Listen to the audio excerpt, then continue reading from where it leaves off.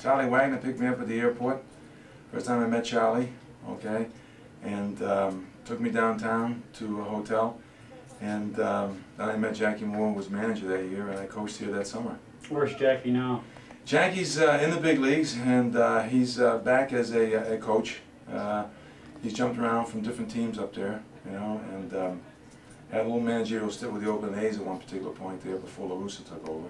So Jackie's spent quite a bit of time. Charlie Wagner, Charlie Broadway Wagner? Charlie Broadway Wagner, okay, and Charlie hasn't changed a bit, you know, still a class act and helps us out in spring training, you know, talks to the young players and helps with the pitching coaches. And you know, we were just talking the other day, they named Charlie Wagner Way after him in Fort Myers, which was great. And Charlie has, we didn't know this, but Charlie has never received a paycheck other than the Boston Red Sox in all his professional career. Is that right? Which stems a long way back, huh? Amazing. Boy, yeah, so he's doing fine. Talking about another Jackie, how about Jackie Jensen? What's that mean to you? Well, Jackie was here in '70. After Jackie Moore left and went to the big leagues as a coach, Jackie was hired and I coached for him in 1970.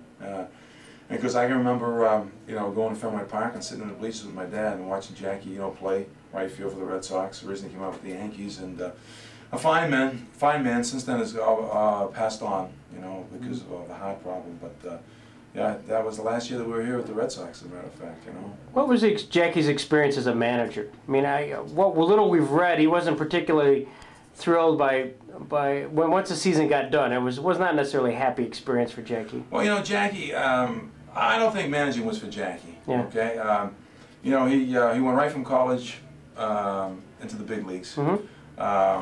You know, and he wasn't very used to a minor league situation. I think here he thought that there were the little things that would be taken care of, you know, and like they do in the big leagues. It was a lot different, you know. And Jackie didn't quite know how to instruct, you know.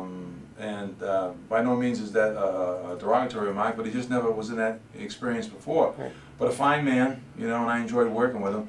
But I just didn't think, you know, managing was for him. While you were here, there were a few guys who went to the big leagues from Jamestown. Do you recall who they were? Well, yeah, you know, we had Cecil Cooper here, and we had Ben Ogilvie, and we had Dwight Evans here, you know, in '69. And I was telling Russ kind of a unique story. Dwight was here in 1969, and my son Rick was 5 years old.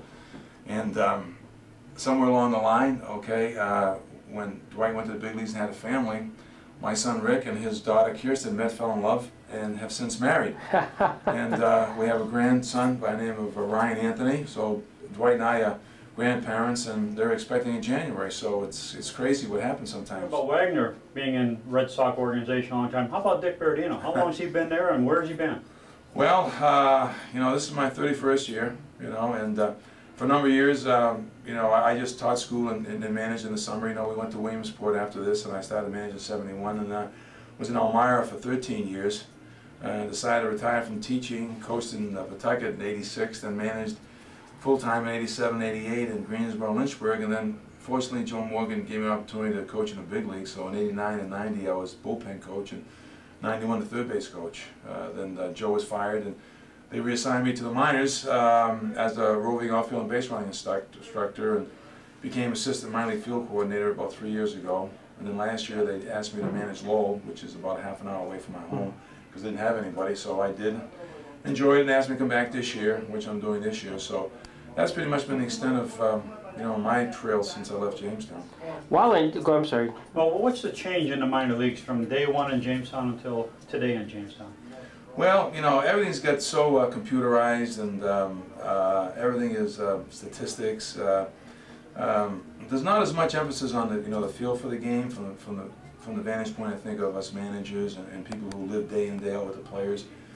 And sometimes I think we get away from you know, just what's inside a player as opposed to what he puts on the board, you know. We had a player last year by the name of David Eckstein, who was a walk-on at University of Florida. Doesn't look like a ball player at all. Uniform always looks too big. He led MYP League in fielding last year. This year he's doing an outstanding job in Florida State League, did make the All-Star team. I mean, this is a kid that he doesn't look like he's a ball player, but, you know, you just can't take away what he's got inside. And sometimes we get away from that. What's the name Eric Dugan mean to you? Oh, Eric Dugan. one of the finest gentlemen that I've ever met, along with his wife Martha. And of course, I know you don't want me to say this in yourself. I mean, you all made us feel home here, my family and everything. It wasn't enough you could do. Eric, just his generosity was outstanding, outstanding. There wasn't anything he wouldn't do for you, you know. And it certainly made my stay here very pleasant. What about some of the incidents that may have occurred in Jamestown during that? Now, you would have been here for what, 4 years? 3 years, 68, 69, 70. Anything there that kind of jumps out on the field as far as either the fans or something that was an extraordinary anecdote? Well, one of my most embarrassing times came here in Jamestown. I forget, I was coaching first base with Jackie Moore, and there was a play, umpire blew a play, and I came running over, and I slipped and fell right on my rear end. It was just, you know, and I just got one back to first base. You know, that was the most embarrassing moment I spent in Jamestown. But the fans were great here, you know. People that ran the concession stands and some of the people at the ballpark made us feel, you know, quite at home. And my wife really enjoyed coming into the ball games. We stayed out at Chautauqua Lake. We rented a little small trailer. First year in '68, a wonderful couple. It was a big area with a lot of land, but a small trailer. Okay, when you sat on the toilet, your feet were in the shower. You know? But the kids had a great time out there. It was really a lot of fun. Now, of the Dwight Evans, Cecil Cooper, Ben Ogilvy's, when they were in Jamestown, did you have any inkling that they would turn out to be something? Well, we felt that they were prospects. Yep. You know, you don't always have good years your first year, and I don't think Dwight had a great year, but had a great 18-year career.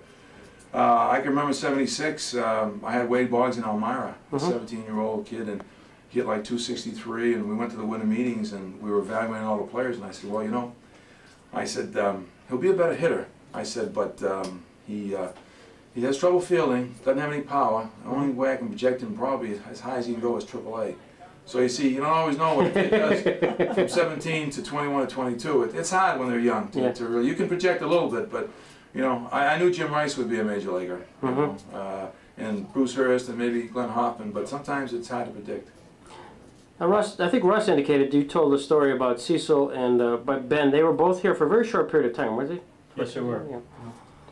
And so did you tell him about their bat story? Maybe at the time, you know. Remember, we usually had to furnish the bats. We provided the bats and all the equipment, and you guys went on the road, and they had just got here, so I ordered them a dozen bats, and put them in their locker.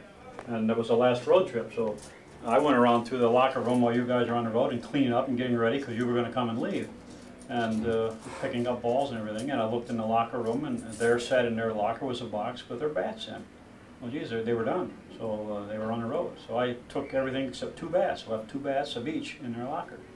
And when they come back off the road trip, they came in the office looking, said, somebody been in the locker room and was mussing around in there. I said, well, what happened? Well, somebody took our bats. I said, what do you mean they took our bats? Well, we had bats in there and we were going to take them with us and somebody's taking them. I said, I took them. If I'd have known then that they were on their way to the major leagues and the all-star rosters, they could have all the bats. But we used them the next spring for spring training. Oh, sure. You've seen a lot of ball players. Who's your best? Who's the best you've seen as far as a pitcher, hitter? Well, I'll tell you, I think the best overall player I ever saw was Mickey Mantle. I saw Joe DiMaggio. I was on TV, but I was in spring training a couple of years with the Yankees. And for someone, you know, that could hit with power from both sides, that could run, that could field, I mean, I don't think anybody had the complete package that Mickey had, you know. And if he'd obviously stayed healthy and had taken care of himself off the field, there's no telling, you know, what he would have done. Pitching? Pitching, that's hard. That's really hard. There have been so many good pitchers that I've seen over the years. With the Red Sox and Yankees. I was going to say with Clemens, I mean that's... Yeah, I mean Clemens, you know, I mean as far as a work ethic and overall ability, I mean Roger is right up there, at least with the people I've seen in this organization. I have to rank him at the top Red Sox pitchers I saw over my career with the Red Sox.